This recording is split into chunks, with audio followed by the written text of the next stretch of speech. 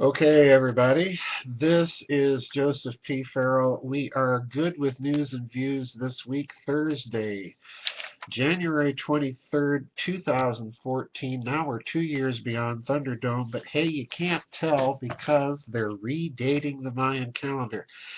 A couple house cleaning announcements, and then I want to get right to the news, which is about Germany's gold once again. and um, I also want to indulge in my usual high octane speculation, but the news, housekeeping news is this. I've just signed a book contract with David Hatcher Childress at Adventures Unlimited Press for a new book that most likely, I can't really tell as yet, but most likely is going to be part of a small series. I have already talked about this book before to some of you. It's a book following on the heels of Cosmic War and Financial Vipers of Venice. So go figure that one out. And hard at work on that.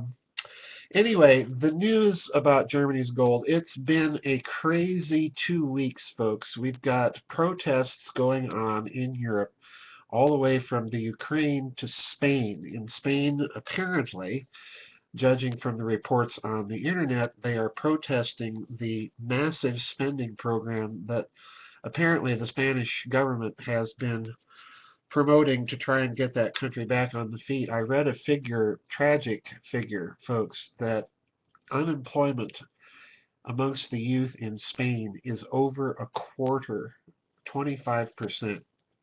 So some very serious things going on. The protests in the Ukraine are apparently protests over their recent move towards Moscow. I can't really fasten that one down yet, but if any of you are in the Ukraine, please drop me an email, kind of bring me up to speed because I know a lot of people are watching that. At the center of it all is once again Germany and Germany's gold. This last 2 weeks has been a huge story, and I want to review the story as it appears on the internet because I think what we have here is a classic case that my friend and colleague, former Assistant Secretary of Housing and Urban Development, Catherine Austin Fitts, would call a material omission. So bear that in mind as I review some news stories that have appeared and two very important articles at Zero Hedge that I'll be talking about. The first article is courtesy of a friend of mine in Germany by the name of Lars Schall.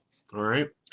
And he linked an article for me revealing that Germany has managed to recover some 37 tons of its gold that has been abroad, and only 5 tons out of some 87 tons that they were supposed to be repatriating from the Federal Reserve Bank of New York was returned to Germany. Now, the important thing that he notes is that when this gold was returned, it was not returned in the original form that the Germans deposited the gold with the Federal Reserve Bank of New York. It was resmelted, all right? So that's an important part of the story. Put that under your hat, and let's move on to an announcement that was made on January 17th, so last week, folks. And the announcement is this: Deutschebank, and I will link the article for you, Deutschebank exits from gold and silver price fixing. Now, for those of you who don't know it, gold and silver are set as benchmark. They set a benchmark price in London twice a day, all right? And there are 5 banks involved with this. And listen very carefully because I think this is a clue as to part of the story that may be going on here.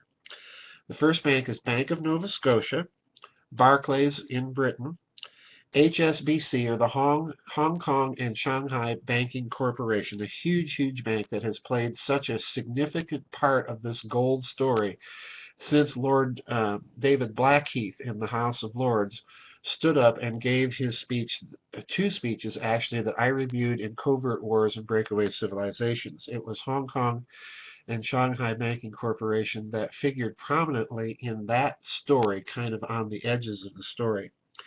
then fourthly, Deutschebank, of course, and then finally, Societe Generale, all right? So look what we have. Canadian bank, we have a British bank, we have a German bank, the German bank, and in fact the largest bank in Europe, and then Societe Generale, and then finally Hong Kong and Shanghai Banking Corporation.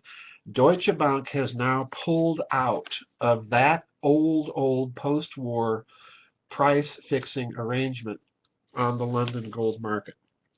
Now, bear that in mind, and I want to turn to two articles that appeared at Tyler Durden's website, Zero Hedge, all right?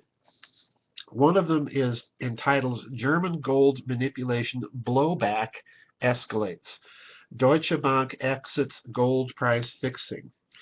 And he points out that Deutsche Bank's Eike König said that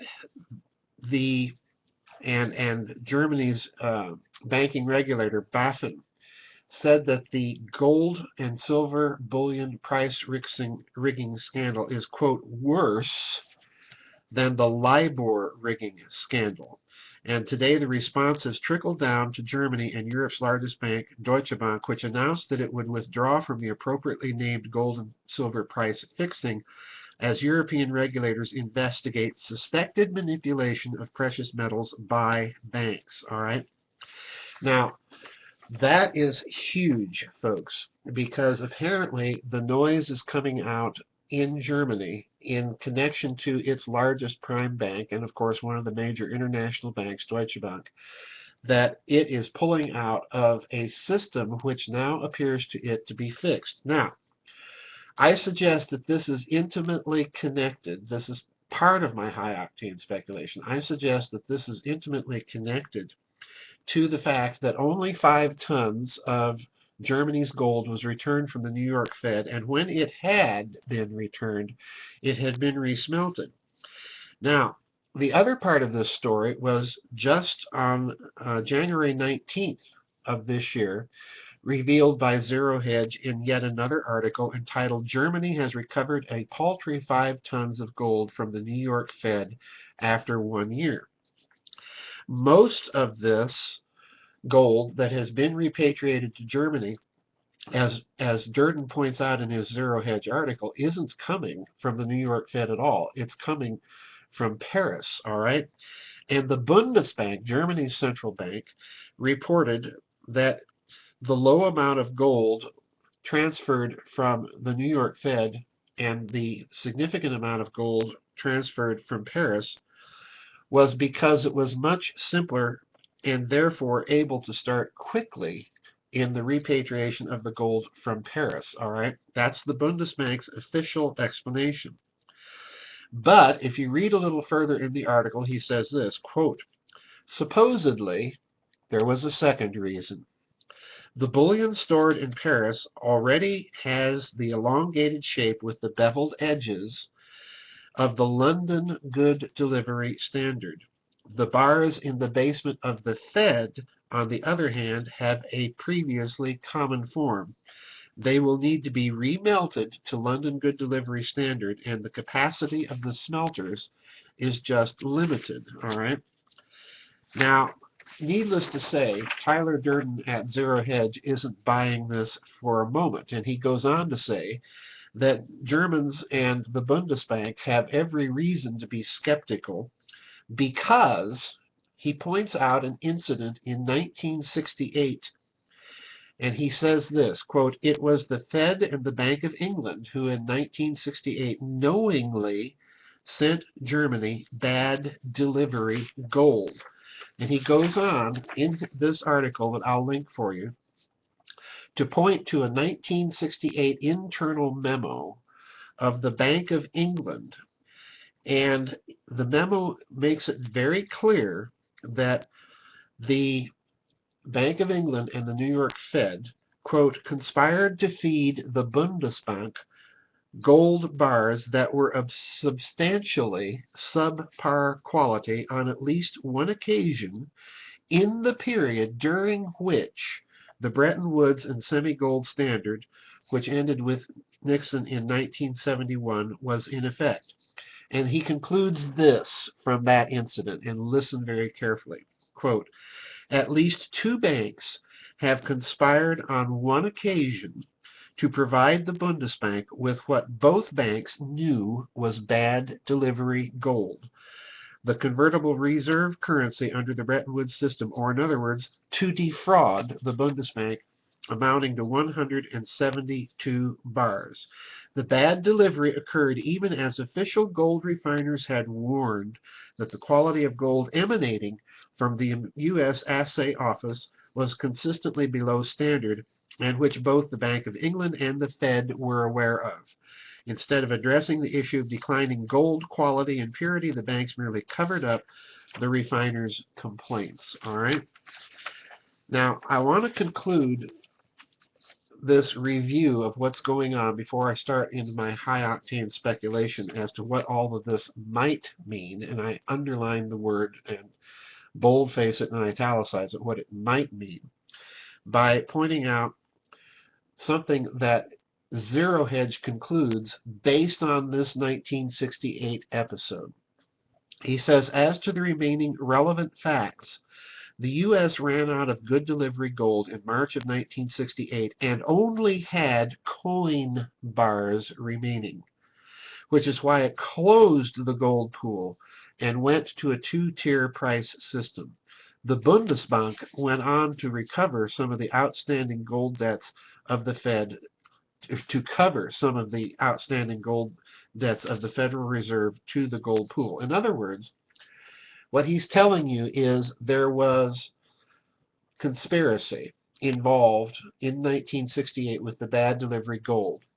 And when it became apparent that the Bank of England, and more particularly the Federal Reserve, could not make good on Germany's claim to gold, then the Bundesbank stepped in and covered that with more gold. All right? See what's going on? Now, that's the news. Now, you'll notice something. This is where I'm going to indulge in my high-octane speculation. You'll notice something. There is a huge material omission in the way that the German gold story is being covered in the media, even by alternative sources, reliable ones, like Zero Hedge.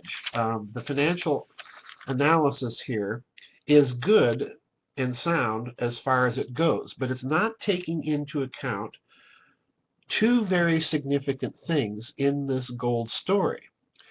The first goes all the way back to 1934 and is intimately connected with that bearer bonds scandal as it initially appeared in the Japanese bearer bonds scandal and then the subsequent bearer bonds scandals in Spain and Italy. All right, now let's recall what happened.